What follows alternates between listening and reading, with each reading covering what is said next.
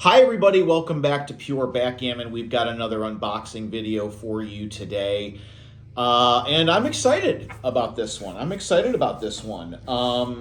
This is an interesting purchase for me because I wasn't even going to necessarily do a video. You know, there's plenty of backgammon sets I buy that I don't take the time to set up the camera and do the whole rigmarole because my intention from the jump, I'm willing to admit, is to just flip the board, sell the board.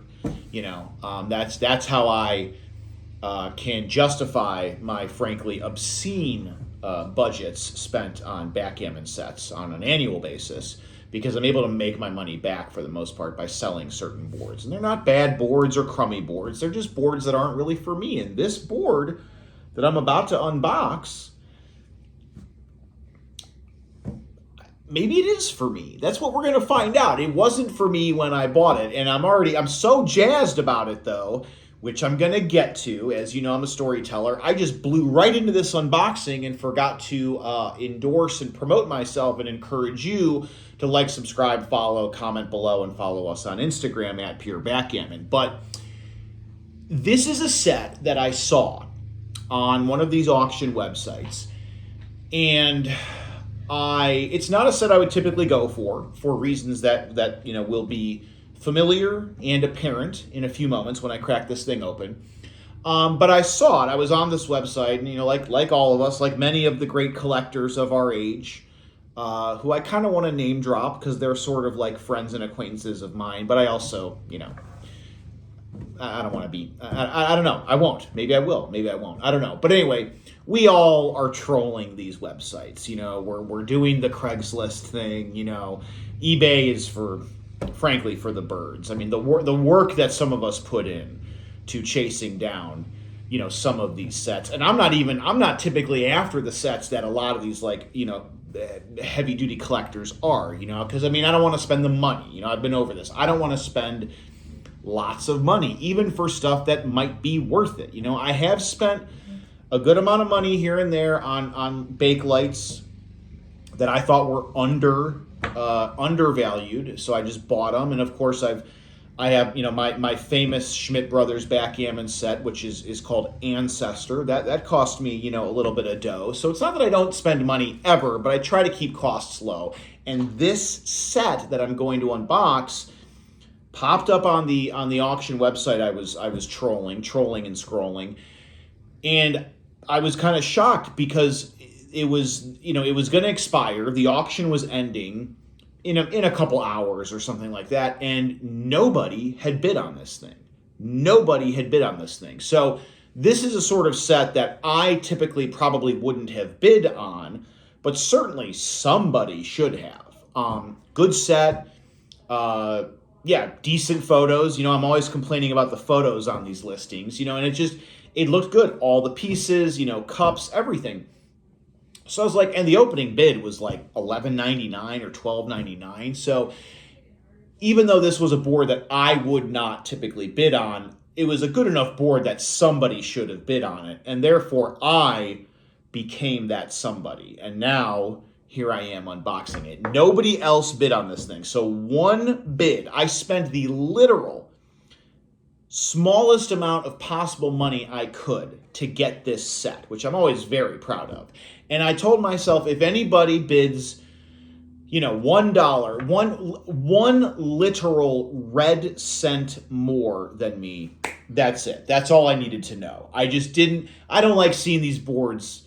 I don't like seeing a board like this not go somewhere and be enjoyed, So even in the midst of this sort of icky, dirty, capitalistic, hustle that I'm neck deep in now, of getting boards and reselling boards and keeping some and selling others and regretting a sale and then trying to get it back, chasing the guy down the street, wielding a weapon, trying to get the board back. And, even in the middle of this hustle, which is, a little,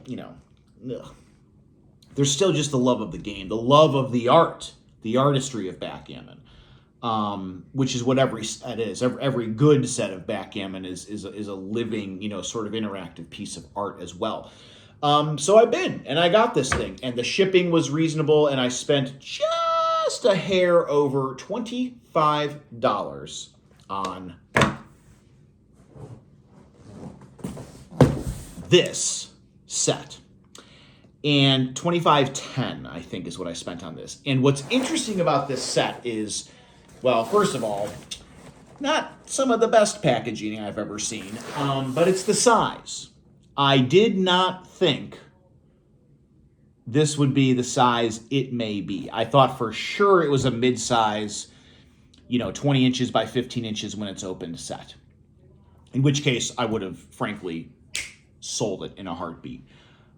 But if this is a big boy, my mandate this year was to acquire more big boys. And for me, a big boy is 24 inches by 18, 23, even maybe 22 and a half, but typically 18 inches widthways, right? 11 by 18 when it's folded up, something along those lines. 12 by 18. You understand math and numbers. So now that's what I consider a big boy, 24 by 18. A large boy would be like Ancestor. Or another board I have, an ancient, a vintage Chrysaloid big boy, a Chrysaloid Royal brand, which is not a big boy, it's a large boy. Those two sets are like 21 by 31 inches or something like that. Large boys. This may be a big boy, and there's only one way to find out. And if it's a big boy, I'll be torn, because it'll be a board that really kind of, I didn't think, this board kind of found me in a way. Who saved who? Really is the question. But let's get into it, okay?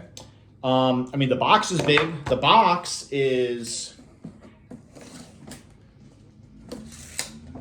20 inches. And because it's poorly packed, I was actually, in there, kind of, just kind of getting in there. And I think this might be a big boy. And I just can't contain my excitement. So here we are, slicing this open. There we go. Okay.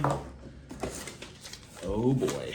Okay, here's a good little, that's nice. It's a nice little receipt. Yeah, $25.10. Fantastic get, even if this is a mid-size board. We do love the brown paper. Oh, you bad boy. It's a big boy. Oh, man. Oh, my gosh. I had no idea. Okay.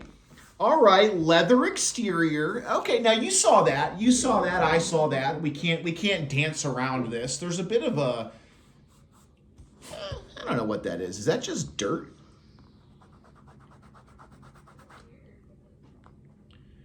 All right, we'll check back on that in a few minutes and see if that's even gone. Okay, this is a vintage Scoremore, allegedly.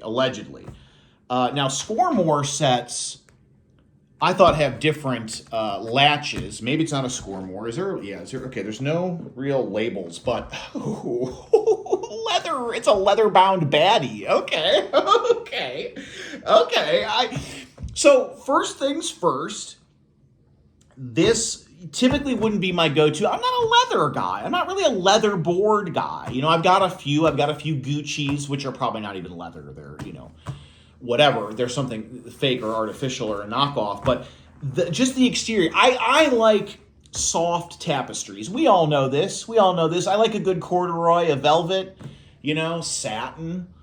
Ancestor, the Schmidt Brothers board, has book cloth on the exterior, which is just chef's kiss. Love that set. But let's get back to this set. This is leather.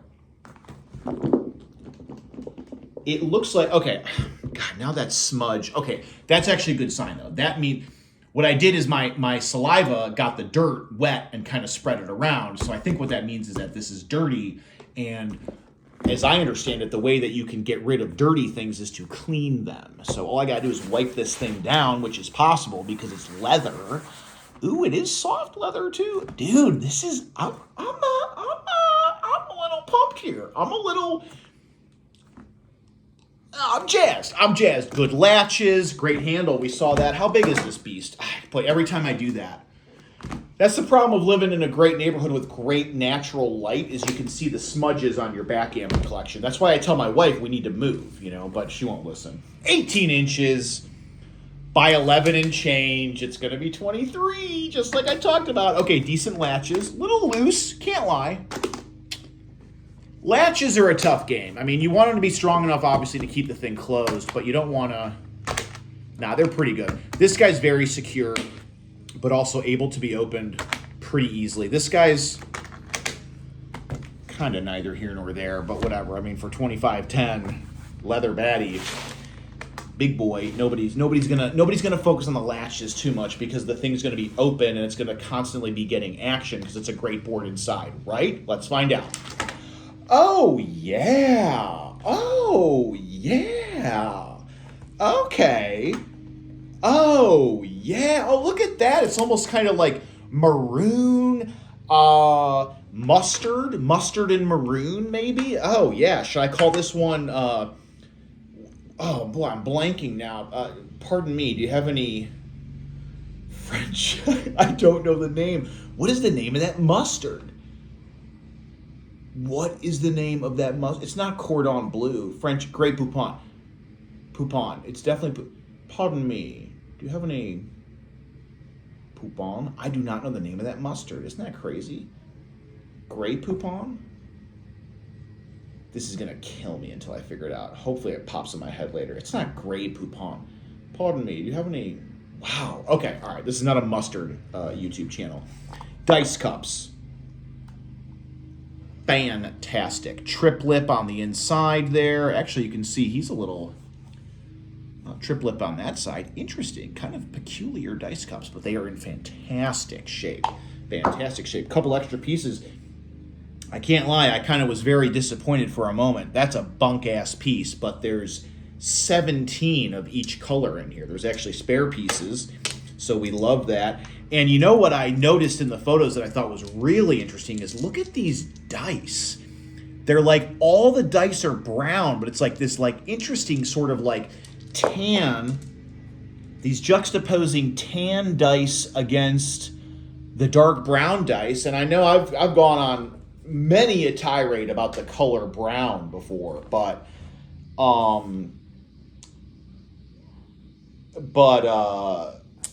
these dice are cool, and I like them a lot. Let's investigate these pieces. The doubler is small. It's a standard 16 millimeter. I really like this doubler, though. Yo, I'm liking everything about this so far. Okay, good looking pieces. Yeah, so that one was chipped. There's also, oh, look at this, another inferior piece. Swap it out. Swap it out with a better version. You can barely tell this guy's kind of like chipped and split a little bit. So get rid of him, swap him in. Let's just set this thing up. I mean, that's really the mark. Oh, dude. Okay, so most of the points are sewn down pretty well. I cannot tell a lie, though. A couple are raised, which I think is really a mark of the stitching coming up, because almost all of them are in pretty great shape. Oh, dude, look at the interior of this board, yo. Oh, man, a leather baddie. What do I call it? I don't even know. I mean, I didn't think it would be a big boy. It's in, oh, yeah, this is a nice set, dude. Extra pieces, dude. Come on now. This is fantastic. I like that maroon, the mustard and maroon. Grey Poupon. It is Grey Poupon. Pardon me, would you have any Grey Poupon? It is Grey Poupon. Grey Poupon. Okay, I'm glad we settled that. All right, we set the board up. Once again, take a gander at that color scheme. It's sort of mustard. The points are maroon and cream. The pieces are brown and cream. And then the dice, as cool as they are like brown and brown. So I wonder if this hasn't been cobbled together somehow. Really like the doubling cube. Just a cool color scheme. All the numbers are like legit. It's small, but hey, you know, not every set can have like a massive doubling cube, right? And then the last thing we're gonna do, yeah, this is weird. Oh, so the cup that was kind of weird does have a trip lip all the way around. the fabric is coming loose a little bit within this one cup, but that's fine. Oh my goodness, the feel of these cups is good. As the landscaping crew outside decides to fire things up while I'm in the middle of this, miraculous media moment. But anyway, let's play out a 3-ply like we always do. It's all about how this board plays. How does the board play? How do the dice tumble? A little bit of action on those dice. That was not bad. So dark brown, gets a 5-4 to open. So we'll just do it standard. Split over to the 20. Come on down there. How does white or cream or ivory answer? Well, they answer with a 5-4 of their own, quite interestingly. And I think, so you slot over here, I think you just got to do the same thing. I mean, why not keep things completely even? You keep things on this side of the board safe despite the advance over there, and you slot the golden point on your own side of the board. 5-1 for brown, 5-1. Well, you definitely got to hit on the golden point. And then, you know what? Just because we're having fun, double hit. Why not? Let's see what white does with that. Wait a second. Whoa. Everybody calm down. Luckily, because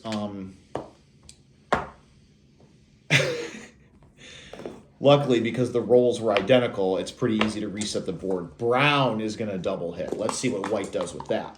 2 on the bar. They pop a 5-4. So they come in, they knock one out, and now brown's on the bar. Okay, so it's a bloody affair early with this set. Double 5s. Yo! Okay, in. And now you beg the question. Oh, man, do you come all the way around? You leave 2 open shots again. Plus that. I don't think it's prudent. Oh, man, I'm going to get flamed in the comments for this, but I'm going to run those 2 guys. I got 1-5 left. I'm just going to slot over here and start building up my home board. Or, you know what? Should I come over here? No, then you got nothing to build with off the 6. Okay, yeah. All right, I don't know about all that. I think white's got one more roll. Let's see how it goes. 6-5, Lover's Leap. Well, that's good for you. Advanced Anchor. Wow, what a wild opening salvo here. Okay. And once again, the board is almost identical with where these anchors and where these points made ended up happening on opposite sides of the board. Okay. Dude, the exterior, can I be honest though? There's 2 points here that are they're a little, the little tips of the points are like they're just coming up like a little bit. It's kind of driving me insane. If it weren't for that though, oh man. Dude, I have not smelled the dice cup in a long time. Oh man. That's vintage. That's good. The interior of this set. Let's look at the rest of the pieces real quickly. Yeah, the pieces are all in decent shape. The interior of this set is really quite remarkable. I really do love this mustard color. And the points, 22 of the 24 points are sewn down really well. Really good craftsmanship. I mean, there's a nice little padding here along the pieces tray, whatever you call that area, the dugout, if you will, for you baseball fans. I mean, we got extra pieces. I really, really enjoy this doubler. 10 out of 10 for the doubler, for sure. The dice are really interesting, really evocative dice. I've never seen dice like this before. I do like that quite a bit. Let's see. Dice cups, loose fabric, which I acknowledged, but 10 out of 10 on the smell, dude. We also got this little thing, the Backgammon brochure. Not bad. Okay. Got some spare pieces. That's fine. I'll throw those in the pile. Pieces, 10 out of 10. Dice and doubler, 10 out of 10. Interior, got to give it a 9. It's not perfect. 9 out of 10. Cups, got to give them a 9. Not perfect. Exterior, latches we already talked about. How's the grime looking on this side? All right, that grime will come off. So overall, really good get for $25. I mean, this is either a keeper or maybe I sell it. But in any event, it was a fun unboxing, that's for sure. I do appreciate you joining me for it. And that's really about all I have at the moment. So do like, subscribe, comment below, follow us here on YouTube, and also follow us on Instagram at Pure Backgammon. And until the next unboxing, and I do have a feeling there will be a next unboxing, it's your role.